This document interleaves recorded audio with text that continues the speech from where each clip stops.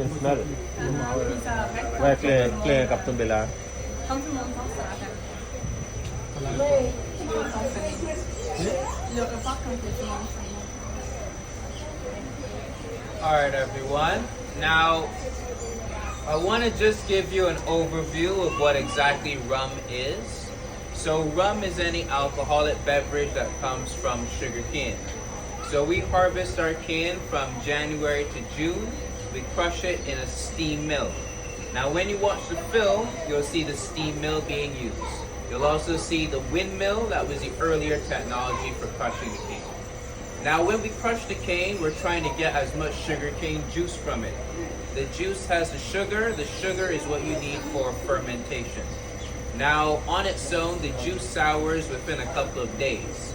So most distilleries will convert it into molasses and then use that to make their rum. We, on the other hand, turn the juice into sugarcane syrup.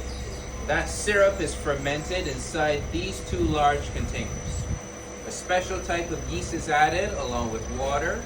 It ferments for a week. It turns into sugarcane wine. The wine then gets transferred to Annabelle. This is a pot still or a kettle that boils the wine.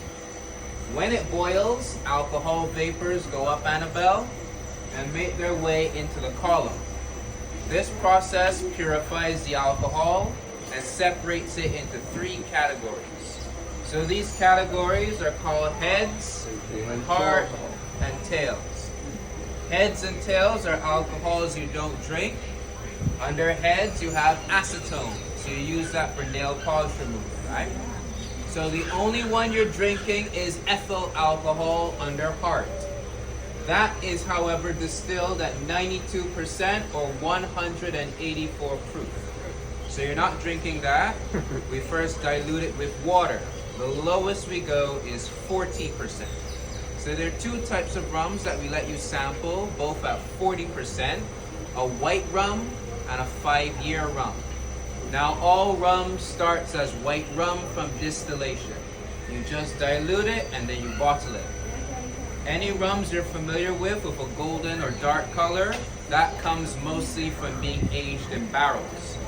We have some in this room. They come from Tennessee and Kentucky in the United States. They're made of white oak and they were originally used for bourbon. They're only used once in the US, then they're brought to St. Nicholas Abbey, and we reuse them for the aging of our rums. So our 5-year tells you how long they've been aged. We also do 8, 12, 20, and 27 years.